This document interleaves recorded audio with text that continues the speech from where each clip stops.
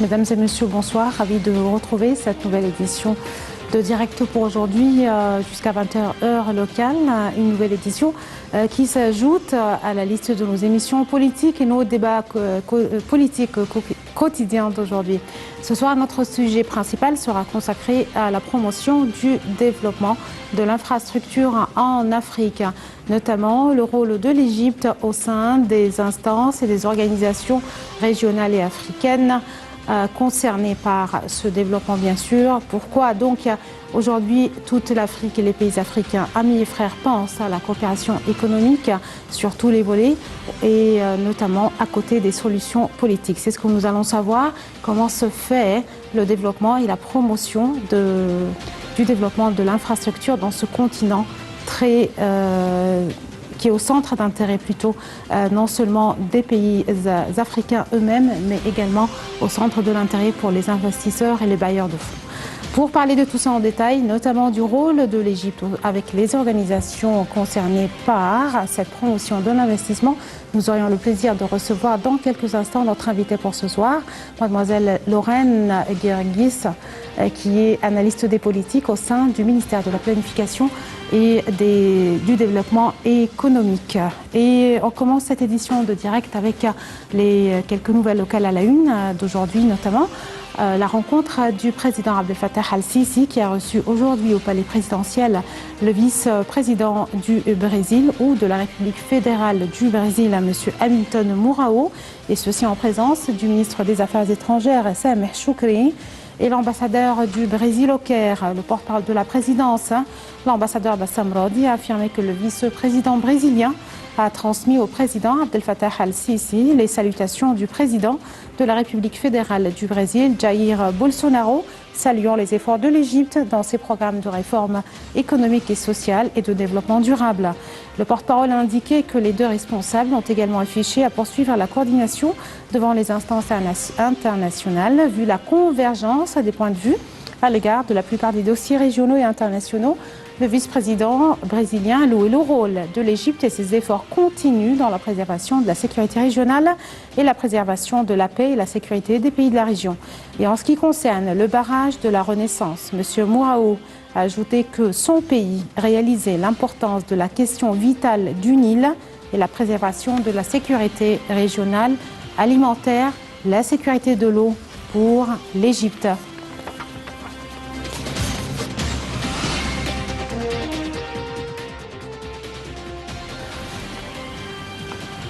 Et deuxième nouvelle, le président Abdel Fattah al-Sisi qui a chargé le commandant général des forces armées, ministre de la Défense et de la production militaire, le général d'armée Mohamed Zaki, de déposer une gerbe de fleurs sur la tombe du leader défunt Gamal Abdel Nasser, le leader défunt Gamal Abdel Nasser qui reste toujours, dont la mémoire reste toujours gravée dans nos cœurs et nos mémoires.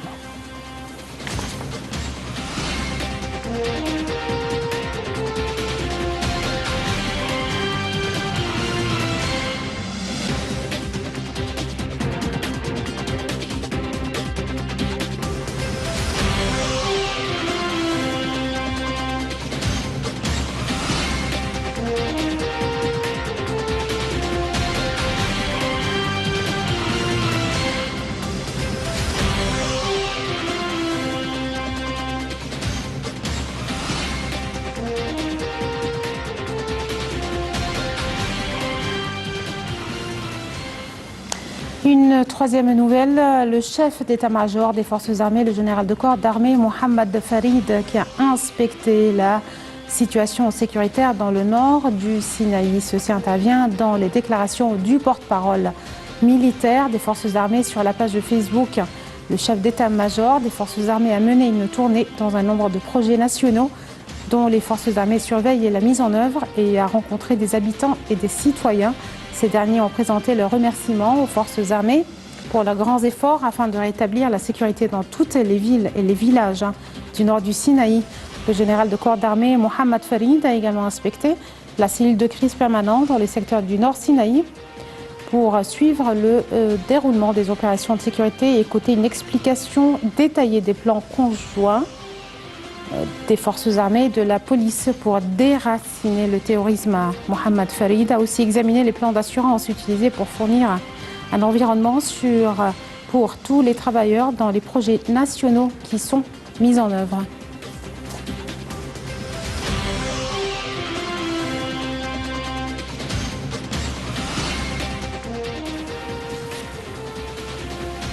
Et de suite, chers téléspectateurs, on passe à la deuxième partie de notre émission de direct. Et notre débat principal aujourd'hui, la promotion du développement de l'infrastructure en Afrique. Qui sont les pays en coordination, les pays concernés, les pays de l'Afrique, par la promotion de ce développement de l'infrastructure avec l'Égypte, les organisations également concernées, la NEPAD, l'IPAD, la COMESA et d'autres, non seulement pour financer l'infrastructure, mais aussi pour promouvoir l'infrastructure et la rendre rentable pour tous les côtés.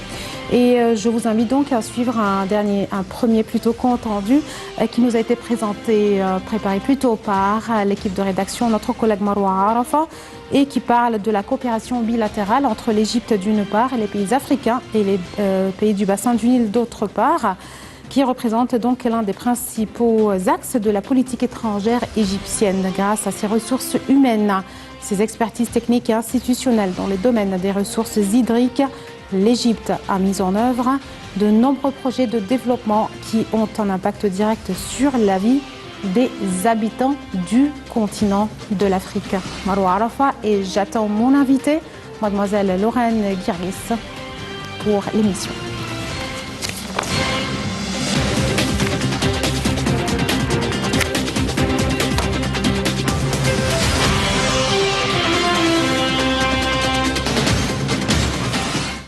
La coopération bilatérale entre l'Égypte d'une part et les pays africains et les pays du bassin du Nil d'autre part représente l'un des principaux axes de la politique étrangère égyptienne.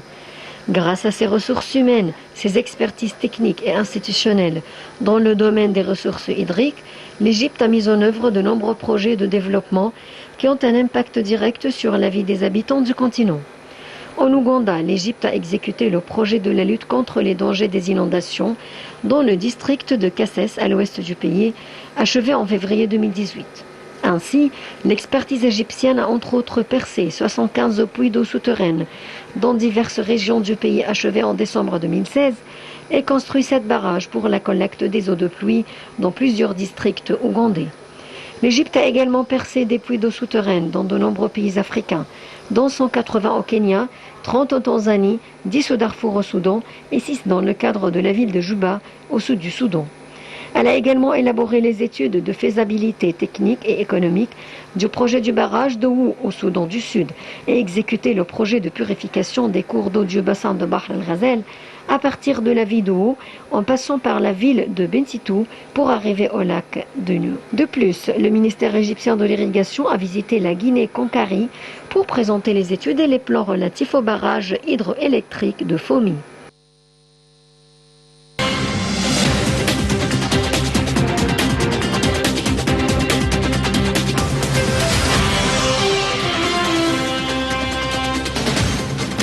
Et de suite, j'ai le plaisir de recevoir mon invité pour ce soir, mademoiselle Lorraine Guirgis Habib, qui est analyste des politiques au sein du ministère de la Planification et du développement économique. Bonsoir Lorraine. Bonsoir. Voilà, donc Lorraine a un intérêt accordé depuis même 2013 pour la promotion du continent africain.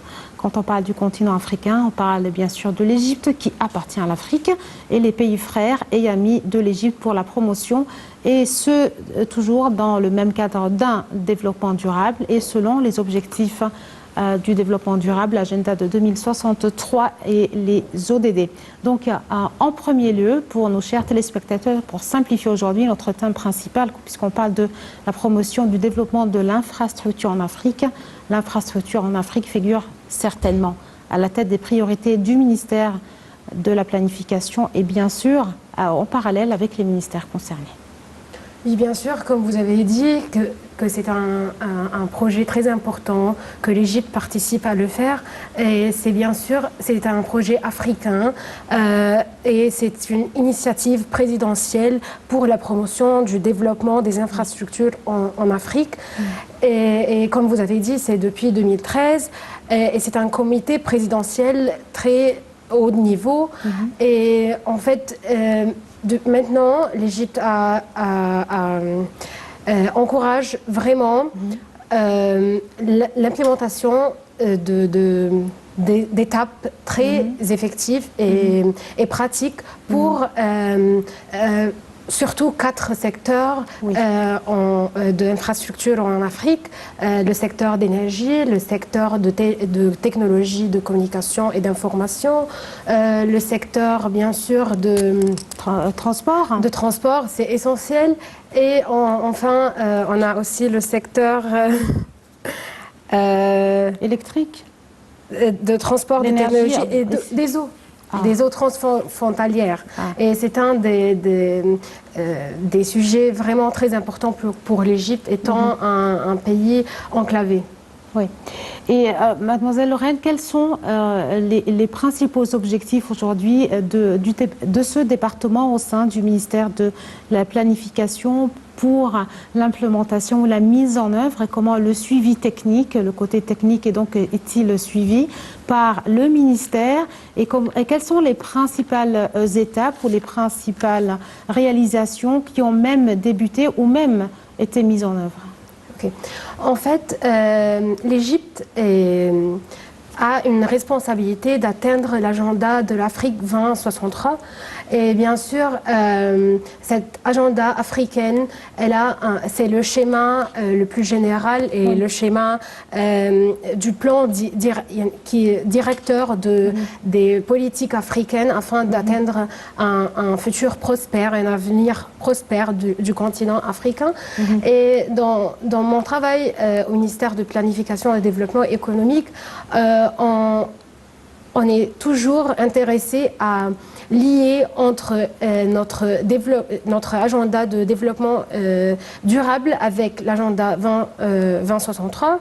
Et, par exemple, il y a beaucoup de mécanismes de suivi et d'évaluation, et parmi ces mécanismes, qu'il existe des rapports d'évaluation et de progrès sur la performance des pays africains pour acquérir les buts et les objectifs 2063. Et le ministère vient de finaliser ce rapport pour l'année 2021. Et en fait, on a vu un grand progrès du pourcentage de performance de l'Égypte. Et aussi, il y a un outil très... C'est nouveau et très dynamique et important et électronique entre la commission la commission économique de l'Afrique et les pays africains. Ça s'appelle IPRT ou IPRT aussi. Et en fait, c'est la boîte à outils intégrée de planification et de rapport. C'est un système électronique qui lie entre les ODD et l'agenda 2030 et les aspirations. La vision de l'Égypte 2030 en considération l'ODD de 2063, vous voulez dire? Les trois. La vision Égypte 2030, l'agenda de l'Union européenne, de l'Union africaine, des Nations Unies, l'ONU 2030 et 2063, et l'agenda de l'Afrique 2063. Ces trois grands stratégies ou bien ces trois grands mécanismes stratégiques afin d'acquérir le développement durable dans notre pays. Mademoiselle Lorraine, si on commence par une des citations de Martin Luther King, qui depuis des années et des années avait parlé de cette coopération africaine, que les populations africaines ne se connaissent pas et ont peur de se connaître. Aujourd'hui, les populations africaines commencent à se connaître, commencent à coopérer et commencent à se rapprocher. Et cette coopération, certainement dite économique, stratégique, énergétique, sécuritaire, politique, une coordination qui est faite et qui a mis de côté soi-disant, et les solutions politiques aussi, mais qui a mis de côté les autres solutions. Aujourd'hui, cette coopération économique se traduit par la volonté affichée par les pays africains de voir leur continent seul, avec leurs propres sources, comme le secteur privé, comme les bailleurs de fonds, comme les ministères concernés dans chaque pays, avec notamment en prenant en considération la croissance nationale des économies africaines. Comment vous avez vu, évaluer cette coopération et cet intérêt, cette volonté affichée par les pays africains pour un continent plus prospère? En effet, maintenant, et des plus importantes aspirations de l'agenda 2063 est qu'il existe une unité africaine entre tous les pays et non seulement sur le plan économique ou bien sur le plan politique, mais aussi sur le plan culturel, et ça prend beaucoup de perspectives.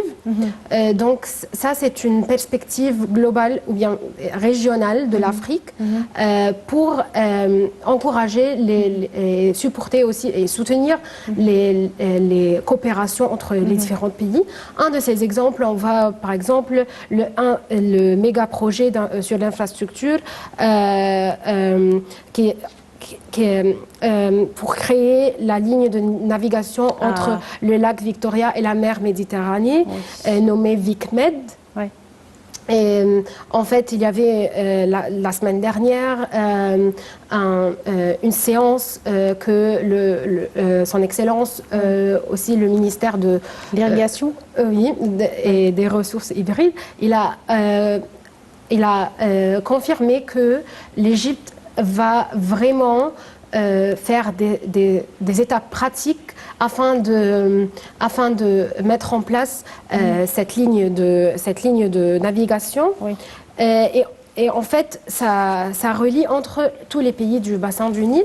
9 pays, on a 9 pays, parmi eux le Soudan, bien sûr, Rwanda, Burundi. L'Éthiopie, la RDC, la Tanzanie. Oui, exactement. Et pour cela, c'est un projet très important, régional, entre les pays africains. C'est un de plusieurs projets d'infrastructure. Justement, mademoiselle Lorraine, vous avez bien visé ce projet puisqu'il figure aussi à la une de cette édition de Direct pour aujourd'hui dans le cadre toujours de la promotion de l'infrastructure en Afrique. Et à cet égard, on va s'arrêter quelques instants pour avoir avec nous en ligne le plaisir d'avoir Monsieur Ahmed Al-Laythi Nassif. Monsieur Ahmed, vous êtes analyste, consultant plutôt de développement économique. Bonsoir, Monsieur Ahmed Al-Laythi Nassif. Bonsoir à vous, madame. Monsieur Ahmed, je parlais avec mon invité ce soir, mademoiselle Lorraine, de cette ligne de navigation initiée par l'Égypte de 2013, une ligne de navigation pour relier le lac Victoria à la mer Méditerranée. La dimension rentable et profitable pour tous les pays du bassin, aussi bien que pour l'Égypte, comment vous la voyez? Et si vous avez également une idée concernant les principales étapes entreprises ou mises en œuvre pour ce projet? Pour commencer avec, comme règle dans le transport maritime, les transports les plus efficaces en coût sont toujours les transports en rivière et fleuve. Donc, ça propose un moyen de transport pour marchandises et personnages qui, n'existait pas avant, 2, est énormément pas cher, et troisièmement, il ouvre les marchés de l'Europe, surtout le Sud, pour des pays qui n'avaient pas les possibilités d'atteindre ou que leurs marchandises arrivent en Europe. Donc, c'est d'une façon, c'est une portail énorme que l'Égypte est en train d'ouvrir pour tous les pays qui sont sur le bassin du Nil. Je pense que c'est une valeur ajoutée économique on va commencer seulement à voir les premiers fruits prochainement, mais avec le temps, ça va augmenter les bénéfices qui vont rentrer pour ces pays. C'est un geste et une initiative que l'Égypte prenne pour la première fois, et je pense que ça va être énormément bénéficiaire pour tous les pays qui sont dans le bassin du Nil en Afrique. Monsieur Ahmad, beaucoup d'analystes politiques et économiques avaient parlé surtout du financement de l'infrastructure en Afrique. Allô? Oui, vous m'entendez? Allô? Oui, vous m'entendez, Monsieur Ahmad? Oui. Vous m'entendez? Oui. D'accord. On parlait que des analystes et politiques et des analystes également et des économistes qui parlaient de cet excès d'épargne de la part des pays développés. Comment pourrait-il servir à financer plusieurs projets d'infrastructure dans le continent africain? Aujourd'hui, on regarde le continent africain, les pays africains qui s'entraident entre eux, qui ont plus tendance à une coopération plus approfondie, mettant un peu de côté, disons, les petits différends ou peut-être les litiges ou certains désaccords, mais on sent cette coopération qui existe, c'est vrai, depuis longtemps, mais qui aujourd'hui prend la relève pour cette coopération interafricaine, intrafrontalière entre tous les pays africains à travers la mise en place et la mise en œuvre de plusieurs de ces projets. Comment vous lisez politiquement donc cette volonté de la part des pays et également, sans bien sûr oublier le rôle des pays développés dans le financement de l'infrastructure en Afrique? On a deux étapes pour répondre à ça.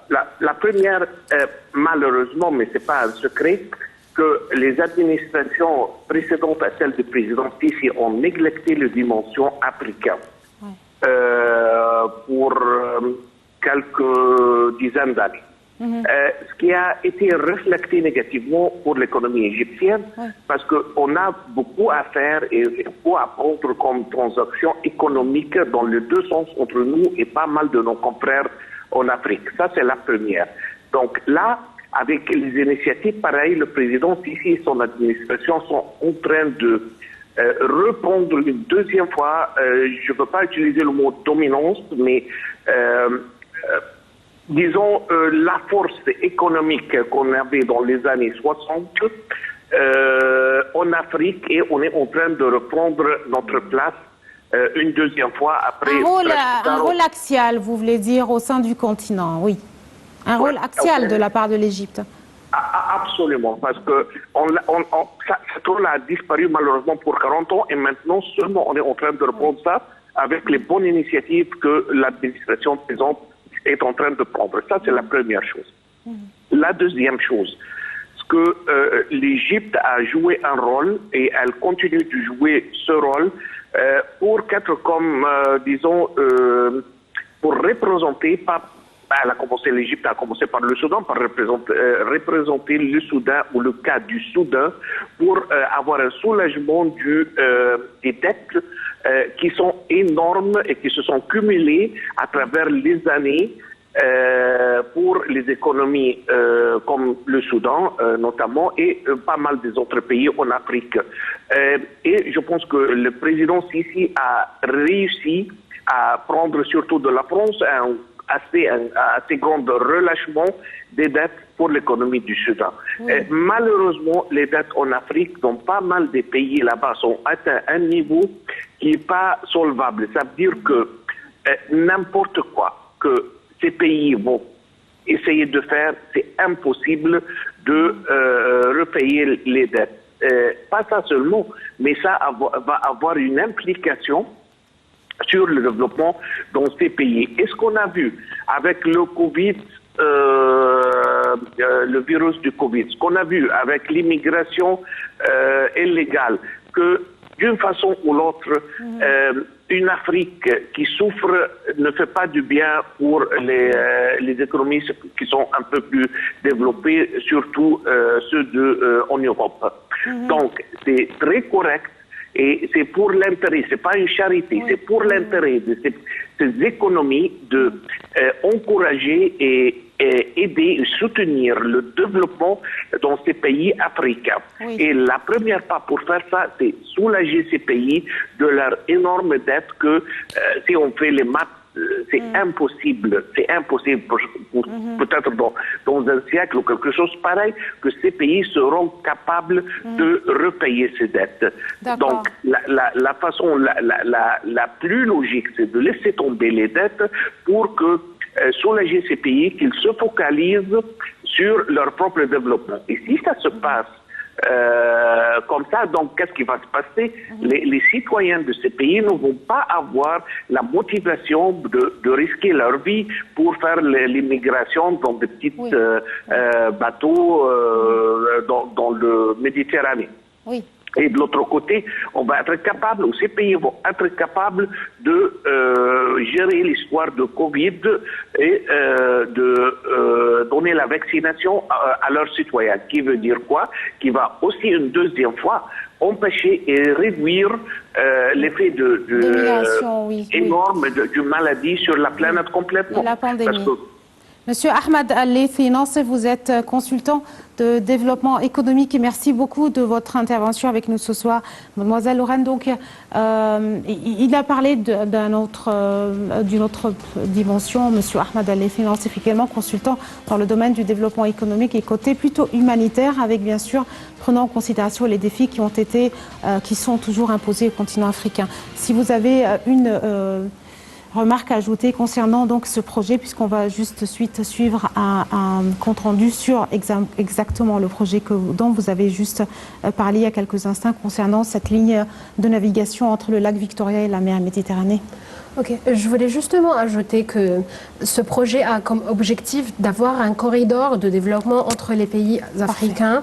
Et en fait, ça a comme but à promouvoir l'intégrité économique et touristique d'infrastructures entre tous les pays, du bassin du Nil. Et en fait, ça a un rôle très important non politique dans le soutien des pays enclavés et les pays qui n'ont pas accès à beaucoup de ressources hybrides. Et aussi, bien sûr, ça va être reflété sur les taux de pauvreté et comment ça va aider la réduction de la pauvreté, la promotion du tourisme des pays enclavés ou non enclavés également. Oui. Et un développement économique dans les pays qui va prendre, bien sûr, qui aura des résultats. Oui, des résultats très positifs sur les pays africains. D'accord, on s'arrête quelques instants, on suit ce compte rendu concernant ce projet de navigation, cette ligne de navigation initiée par l'Égypte depuis 2013 pour lier le lac Victoria à la mer Méditerranée. Marwa Arafa, je reviens avec mon invité qui a encore plus de détails.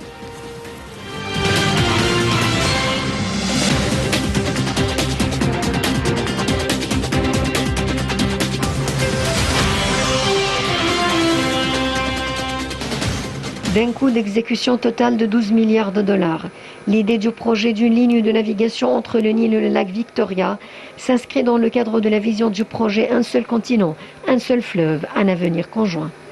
Selon le ministre de l'Irrigation, Dr Mohamed Abdelghati, le projet de liaison de lac Victoria à la Méditerranée devra opérer un développement régional dans tous les pays du bassin du Nil, grâce à son impact positif sur le mouvement du commerce, de l'industrie et du tourisme sur la voie navigable du Nil. En effet, le projet inclut la création de couloirs de développement, incluant des voies navigables dans le Nil et le lac Victoria. Des voies ferroviaires, des routes, des réseaux d'Internet et des centres logistiques dans les pays du bassin du Nil et les pays qui donnent sur le lac Victoria, à savoir l'Ouganda, la Tanzanie et le Kenya. Le principal but du projet étant de créer un moyen de transport commercial entre les pays du bassin du Nil au coût réduit qui contribue à faciliter le flux de marchandises, ouvrir des marchés d'exportation pour les produits de ces pays vers les autres continents via la Méditerranée et maximiser la valeur économique et politique du Nil. Le projet s'inscrit dans le cadre de l'exécution de l'accord conclu entre le Conseil des ministres africains des ressources hydriques et le Commissariat de développement agricole affilié à l'Union africaine afin de développer le commerce entre les pays du bassin du Nil et y réaliser un développement.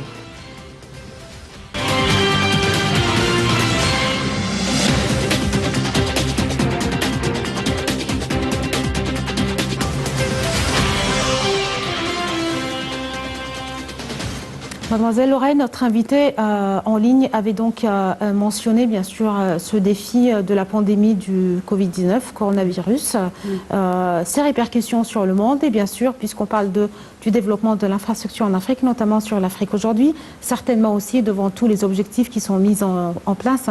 Quels sont les principaux défis imposés devant ces initiatives très prometteuses, avantageuses, rentables pour tous les pays du continent africain? En fait, le continent africain a un grand défi à surmonter par ses projets et par ses initiatives régionales. Et c'est le défi de financement. Financement des initiatives ou bien des projets et des activités sous cette initiative. Comme dit par l'Union africaine, on a besoin de il y a un déficit de 60 à 90 milliards de dollars afin d'acquérir ou bien afin d'implémenter les activités et les projets d'infrastructure en Afrique. Et en fait, pour surmonter ce défi, on a besoin de la coopération entre tous les pays africains, bien sûr, économiquement. Et on a besoin d'une coopération politique, comme par exemple dans notre pays, il y a une forte perspective africaine et une forte... on encourage vraiment l'investissement dans le continent africain et comment aider à développer le continent africain comme étant une partie de ce continent très riche en ressources et très riche en matières premières et très riche en valeurs humaines et toutes choses positives. Donc vous parlez d'un déficit pour financer généralement l'infrastructure ou un certain projet en Afrique? Non, l'infrastructure en Afrique. Donc un déficit de 60 à 90 milliards de dollars. Et quel est le rôle des pays développés qui sont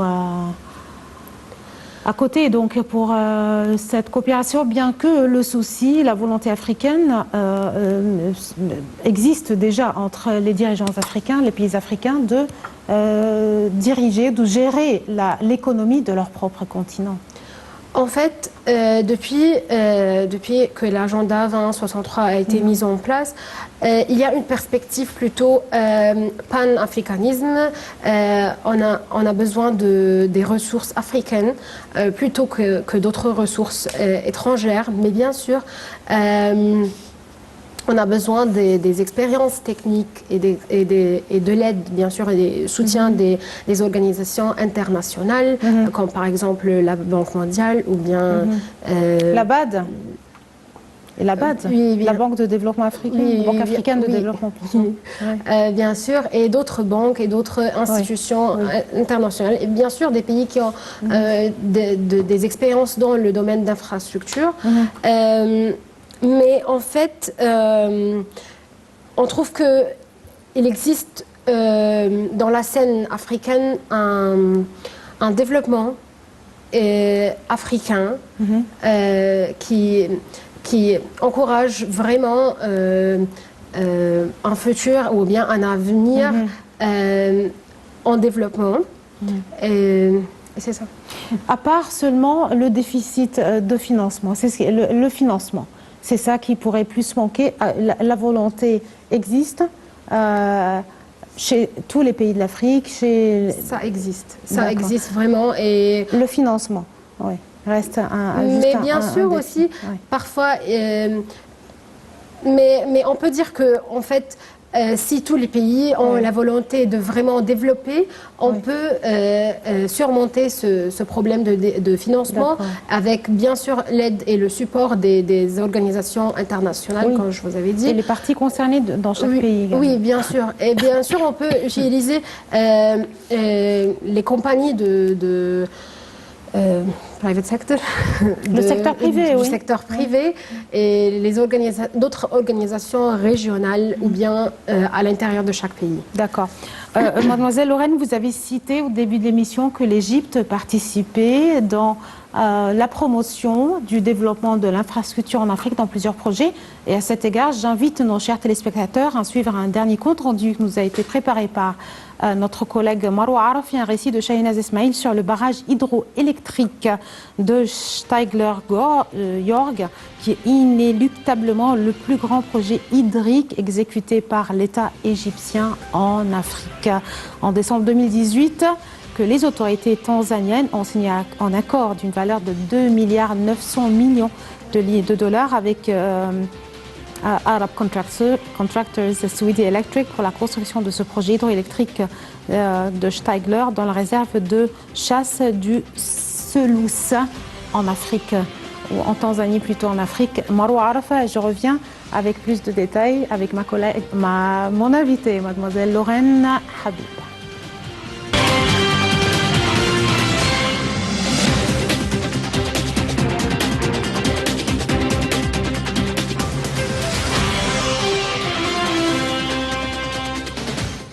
Le barrage hydroélectrique de Stigler's Gorge est inéluctablement le plus grand projet hydrique exécuté par l'État égyptien en Afrique. En décembre 2018, que les autorités tanzaniennes ont signé un accord d'une valeur de 2,9 milliards de dollars avec Arab Contractors et El Saudi Electric pour la construction du projet hydroélectrique de Gorge de Steigler dans la réserve de chasse du Selous. Entamé en juillet 2019, les travaux de construction du barrage et de la centrale hydroélectrique devraient être achevés en 2022-2023. Selon le président tanzanien John Magufuli, lors de la signature de l'accord, ce projet est très important pour l'industrialisation de la Tanzanie, car il devrait permettre de fournir en abondance de l'électricité bon marché. En effet, le futur projet devrait générer à terme quelques 2115 MW d'électricité, renforçant ainsi la capacité actuelle, estimée à 1560 MW. Ce sera en effet l'une des plus grandes centrales de la sous-région l'Afrique du Sud. Elle sera construite sur la rivière Rufiji. Le projet a un autre avantage, celui de la lutte contre les inondations. La retenue servira aussi à produire de l'eau potable pour les populations et à irriguer des plantations.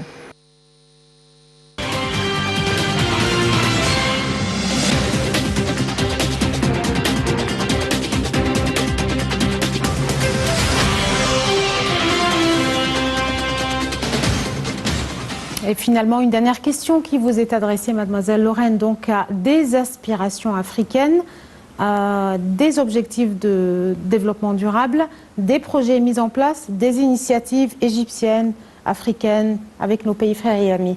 Comment lire aujourd'hui ce beau paysage très prometteur pour un continent plus prospère, l'Afrique?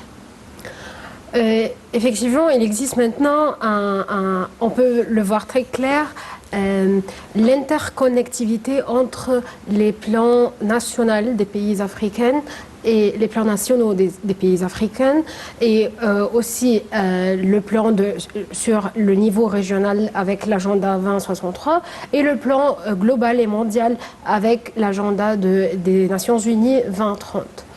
Et en fait, par exemple, ces initiatives sur l'infrastructure, on voit clairement le lien avec l'agenda 63, avec la première aspiration d'avoir une Afrique prospère basée sur une croissance inclusive et un développement durable. On a la deuxième aspiration qui exige qu'il existe un continent intégré et politiquement uni et fondé sur les idéaux de panafricanisme.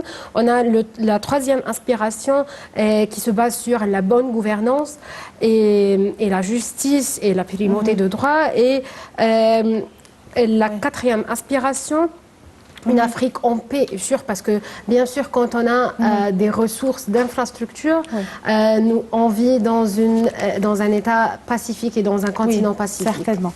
Mademoiselle Lorraine Girgis Habib, vous êtes analyste des politiques au sein du ministère de la Planification et de Développement économique. Merci beaucoup de votre présence avec nous aujourd'hui à cette édition de Direct. Merci beaucoup pour ces clarifications. On aura certainement une prochaine édition avec plus de détails concernant l'objectif de développement durable et bien sûr le suivi des initiatives égyptiennes pour la promotion du développement de l'infrastructure en Afrique. Merci chers téléspectateurs de nous avoir suivis. On vous donne rendez-vous demain avec une nouvelle équipe de direct. Très bonne fin de soirée à tous et au revoir.